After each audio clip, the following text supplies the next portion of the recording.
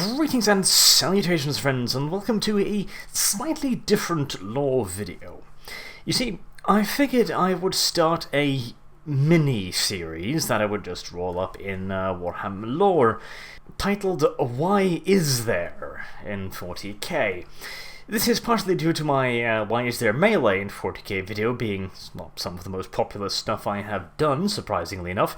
I do like the fact that one of the first comments I got on that video was quite literally, is this a question you really get asked that often? And 110,000 views later of people arguing vehemently with each other, and I believe that question to be answered. However, there are apparently quite a few other questions that I've been seeing popping up in the various comment sections recently, so I figured, why the hell not? Let's answer some of these questions in my way of doing things, gathering up the lore and trying to find a logical reason for various things that might at first seem slightly illogical. So, if you do have a question about something that you're unsure why would be in the 41st millennium, then you can leave them in the comments below, and I might make a video out of it. This one, however, as you probably already noticed, is why is there cavalry in 40k? I mean, after all, you would think that good old-fashioned traditional horse cavalry would be fairly worthless in a world that just has machine guns, never mentioning giant death slicers, super heavy tanks, titans, nuclear weapons, not to mention orbital bombardment and space marines, and you would, for the most part, be correct. However, there is still a fair few uses for good old-fashioned cavalry, even in the 41st millennium, although these uses are very rarely on the traditional battlefield, so to say. Very few regiments or armies, in fact, deploy cavalry in the traditional charging cavalry sense against modernized enemies, stuff with ballistic weapons or gunpowder weapons, I should perhaps be a little more specific. Very rarely. However, not all factions in 40k, of course, possess such weapons, and I am not now referring to the major factions like the Eldar and the Tau and the Tyranids, etc., but many of the minor factions, although this could actually apply to orcs, as there are, of course, bands of savage orcs that have yet to develop stuff like gunpowder and explosives. They are essentially feudal barbarians, except about 15 times more wonderful because they are green and angry all of the goddamn time. Not to mention all of the various barbarian human civilizations that dot the 41st millennium in various states of technological progression, many of them, or in fact all of them, being descendants of the original human expansion into the universe that has now regressed to such a point that they're little more than barbarian tribesmen, much akin to ourselves in our early history. Antiquity, early Bronze Age, stuff like that, up to feudal ages, for example. So there is still a certain need for cavalry, and I will get into the various things throughout this video. I do plan on making this a single video, in all due likelihood. However, I am not so confident that I will be able to cover everything. So if you do have further questions, post them in the comments. If there's something simple, I'll probably answer in just a comment of my own, or if there's a lot of questions, and if I've just forgotten a lot of stuff that I need to talk about, then there might be a part 2, but we'll have to wait and see on that. So, the first question. Is old-school charging melee cavalry viable against a modernized, I suppose we should say, enemy in 40k? Well, no, not really. Not unless you have an absolutely ridiculous numbers of them, and the enemy don't have that much in the way of numbers. So, no, we're not suggesting here that cavalry in 40k is the kind of cavalry that will charge into a machine gun position with sabers and lancers, etc. Although that has in fact been known to happen with predictable consequences. Now, do bear in mind, there is actually cavalry out there capable of doing precisely this, but we'll get to that a bit later. For now, we'll talk about good old-fashioned horse cavalry and its applications.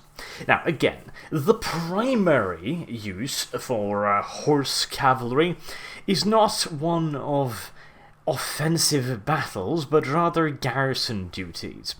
There are thousands of worlds within the Imperium that still have hostile native populations on them. These hostile populations are usually a very small percentage of the overall Imperial population, but nevertheless they need to be kept under control. For example, conclaves of mutants, or bands of raiders that have been outcast from society, or even just limited colonies of Xenos life forms that have been considered to be so small and so weak that it was just not considered cost-effective to send an Imperial Guard regiment to deal with them. But the most common cause for this is that you have a very large and fairly inhospitable planet. The desert planet of Talan is a good example of this, although it doesn't have a native population, but it is essentially a massive planet virtually entirely covered in desert, with very little water. This, of course, makes it a hostile, to say the absolute least, and it is in conditions like these that these separatists would thrive, because, you see, if they are in a relatively comfortable area, you have, for example, a series of plains, for example, the Imperium will probably chase them down fairly easily. However, if they hold up in deep jungles, or never-ending sand dunes, etc., large areas of land that are hostile to being scoured. You can't just send in a regiment of Imperial Guard into a planet covering desert and hope to find the rebels. It just doesn't really work out. Never mind sending them into a jungle, for example, or if you have an ice planet with endless tundras. It's simply too much and too hostile a ground to be covered thoroughly, which means that a determined resistance is fully capable of flourishing in these areas. In this case, you either need to have a garrison left behind sizable enough to guard all important outposts, or you need a garrison mobile enough to continuously hunt these resistance fighters. In this case, cavalry is ideal. If you're fighting a low-tech enemy, then you don't really need an Imperial Guard regiment with tanks and artillery and air support, do you? It is much better and much more cost-effective to deploy an equally low-tech answer. In these cases, Rough Rider cavalry are ideal. They do not require fuel, they can cover far larger areas than infantry on foot, they require far less support, and they are usually drafted from equally feral worlds, which means that you can quite literally just dump them into these fairly inhospitable surroundings, with some limitations of course. You couldn't take people that are used to a desert, for example, and dump them on an ice world and expect them to be just fine, but, they are certainly better suited to it than more civilized, shall we say, Imperial Guard troops. And this has been done in various occasions throughout the Imperium, where regiments of Rough Riders, of cavalry, have been deployed to a planet, partially just to further neutralize it, but the idea is that these units will eventually be able to hunt down and eliminate what remains of the opposition.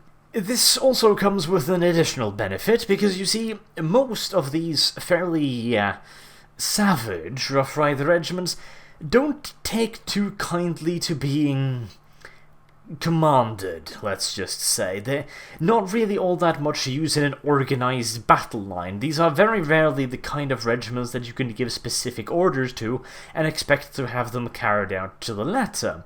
However, again, dump them on a planet and tell them, kill these people. We don't really care how long it takes, as long as you finish them off eventually. That's like paradise to them. They get to fuck around on the planet, hunting down these rebels and pretty much doing whatever they fucking choose to, whenever they choose to.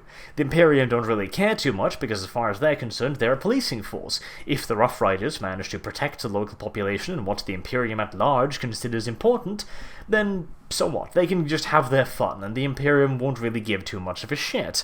Which certainly breeds some rather, violent regiments, and it is in fact quite usual for regiments deployed in this fashion to have several commissars attached to them, which is quite unusual for standard Imperial Guard regiments. However, the Imperium has, through various events, learned that dumping feral regiments on feral planets and then just leaving them alone occasionally has some rather cornate effects, and they would rather avoid that, so a decent amount of commissars is usually acquired. They also usually bring around with them a fair amount of ecclesiastical representatives, just partially because, well, you could try and just convert the crazy separatists. Well, it's not particularly likely, but hey, might as well give it a shot. And of course, it is very important to keep reminding the crazy Rough Riders that they do have a boss in the sky. Not the normal type of bossy nonsense boss, but a kind and benevolent god that allows them to do whatever the hell they find amusing at the moment, but will eventually require them to perhaps rein in their nonsense for the greater good. However, all of this is not to say that these Rough Rider regiments are not used in more conventional warfare, even against a modernized opponent. However, in these cases, they are usually not employed as regiments. Instead, the regiment is split up into squads, and then dispatched amongst the various other Imperial Guard regiments as support units. These support units will then organize with each other in a loose fashion. They operate much like the German submarines did in World War II in wolf packs.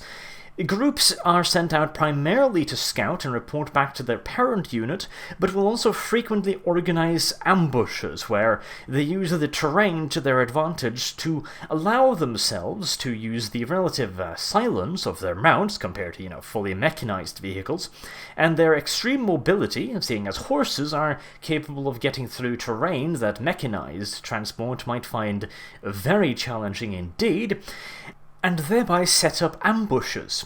For example, in extremely hilly and rocky terrain, a mechanized formation might be forced to take the lowland routes through valleys, etc., rather than braving the highland. This is something the Rough Riders could use their advantage to ambush units that are forced to travel through the valleys.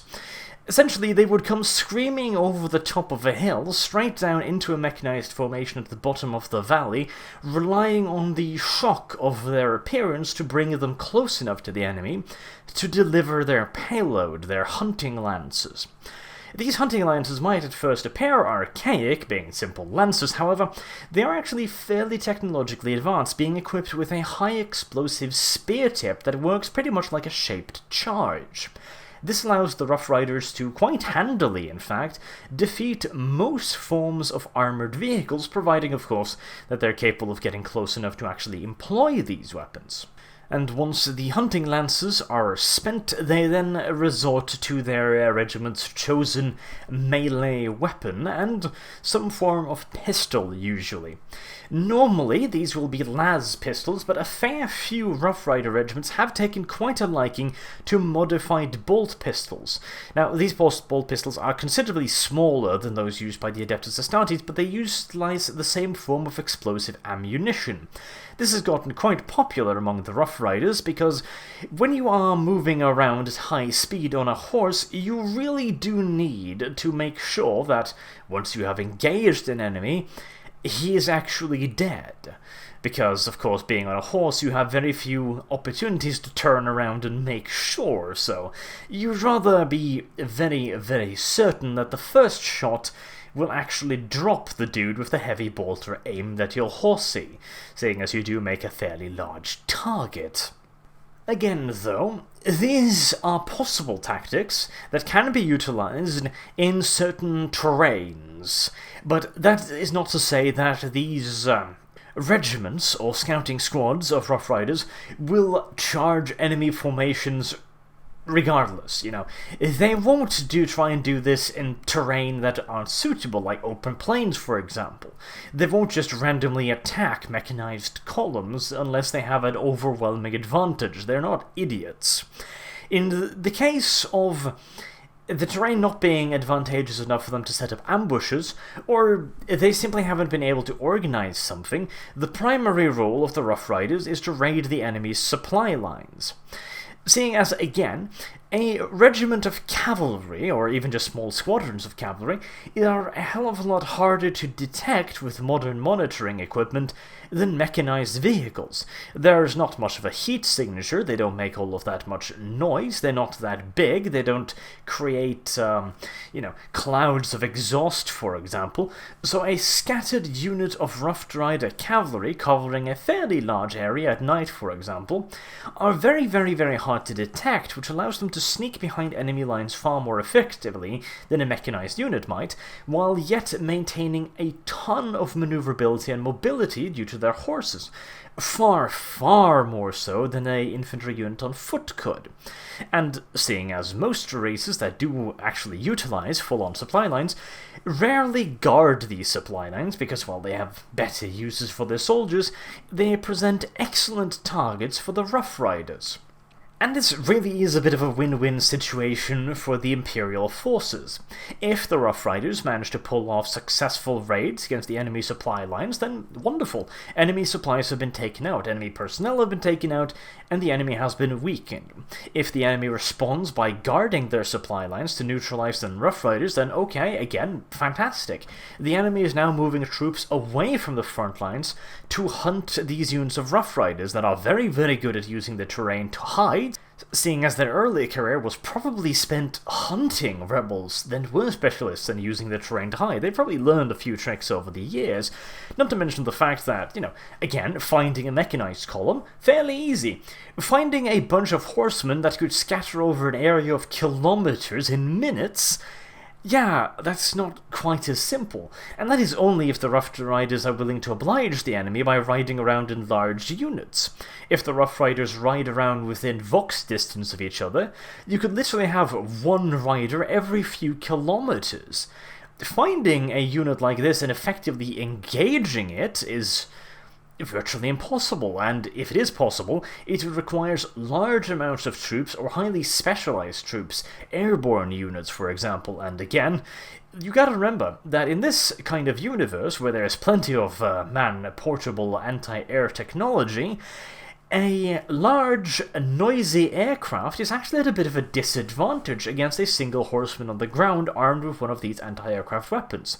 Odds are he will hear the aircraft, or in this case probably the helicopter, something equal to that, long before the aircraft will be able to see him, which means he can dismount, hide his horse, and set up with his weapon in a hidden position, or if he doesn't possess a weapon, he can probably just hide, Catching a bunch of Rough Riders that don't want to be caught is going to be an extreme challenge for pretty much any military force. Although, naturally, they are better suited to fight against certain races than others. First and foremost, the enemy should have some form of supply network, otherwise, they won't have much of a role other than scout, so the Eldar are probably out of the question, since they will very rarely attack planets where they don't have an already established warp gate network, or a webway network, where they can move units and supplies. The Tau would be pretty hard as well, since most of their supplies are transported through air means.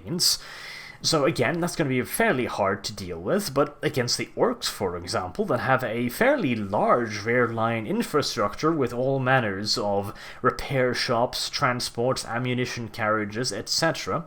They're not particularly organized, I grant you, but they exist, and preferably against the renegade humans like Chaos Cultists, for example. Perfect.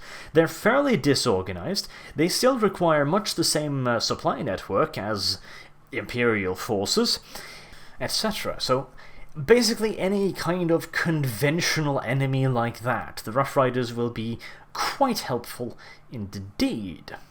They are also occasionally used as a strategic offensive reserve by certain forces, usually forces that don't actually give that much of a shit whether or not their dudes die or not.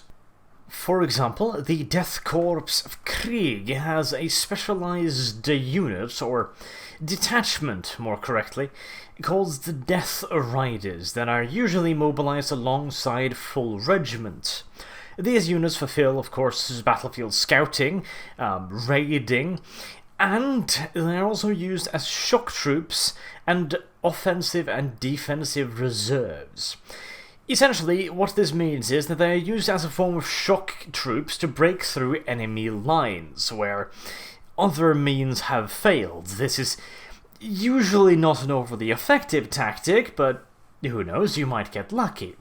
And defensively, they are used far more effectively, as, of course, when the enemy advances further and further through the various defensive lines of the Death Corps themselves, they will inevitably become more and more scattered, which means that a concentrated cavalry attack does have fairly good chances of breaking apart the enemy's offensive, and additionally, if they do break apart the enemy's offensive, well, let's just say that dudes on foot have very little chances of getting away from cavalry.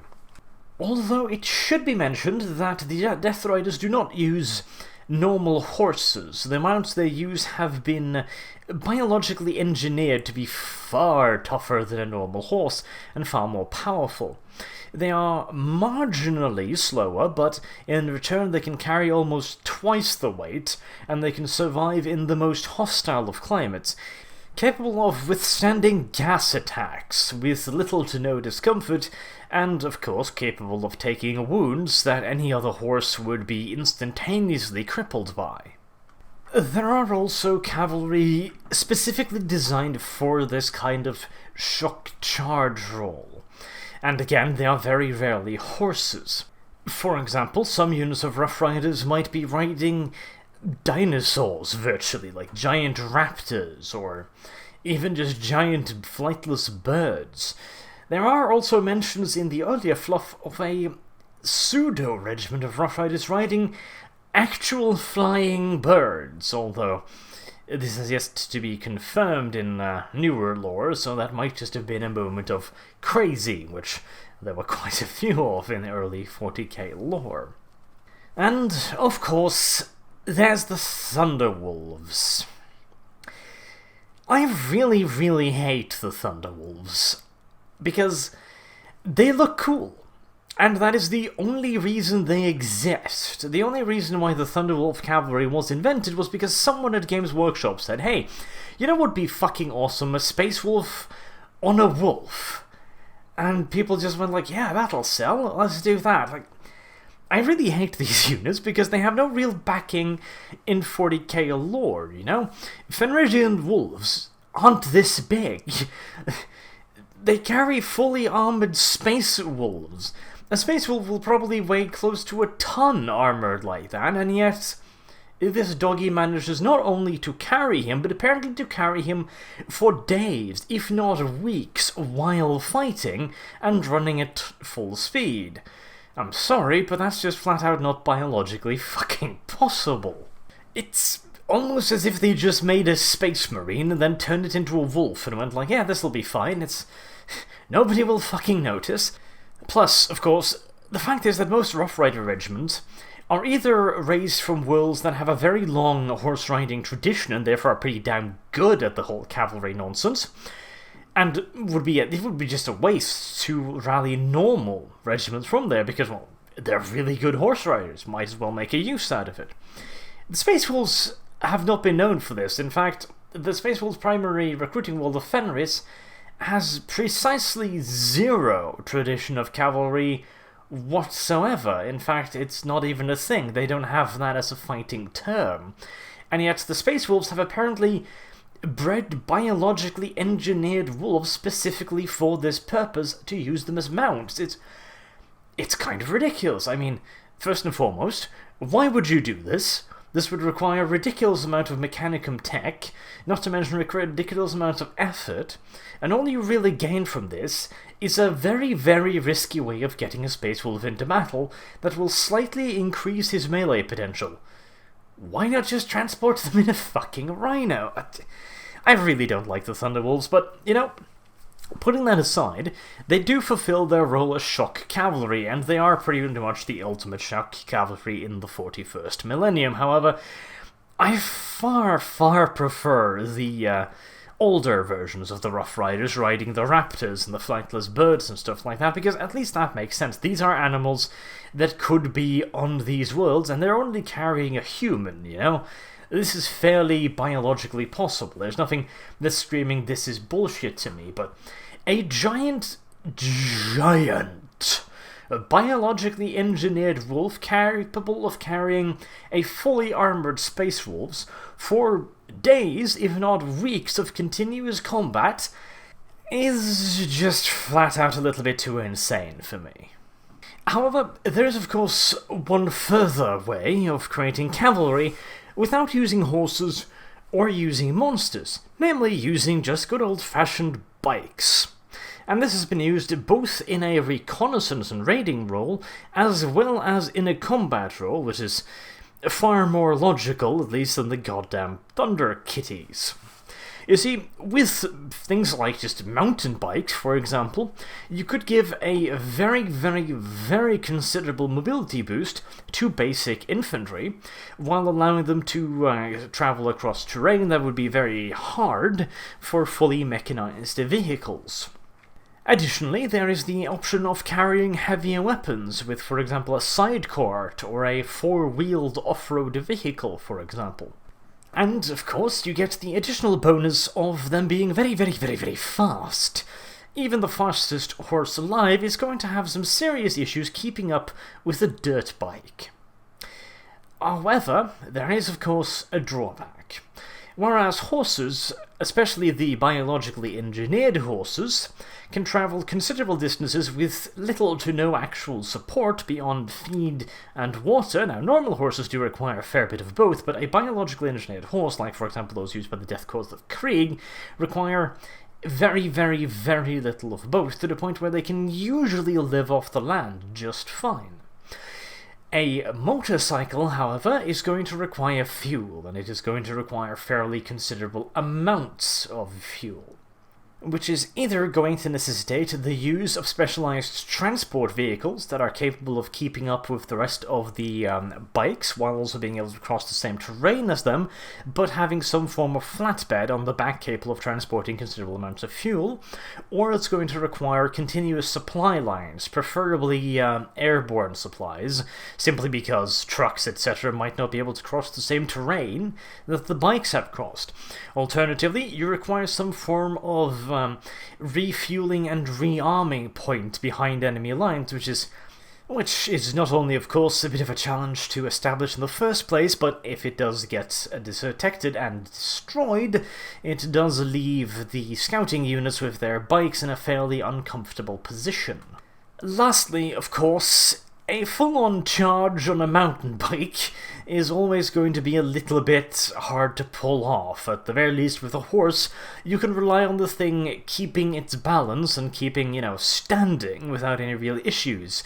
This is not a guarantee you have on a bike, so close-quarter combat is probably going to be out of the question. They would operate much more like mounted infantry, essentially, and, of course, cavalry are also used in the same role often, and in fact, this is often their primary role, to simply be mounted infantry using their horses, or in this case the mountain bikes, for transportation rather than actually using them in combat. However, the Space Marines have a different take on it.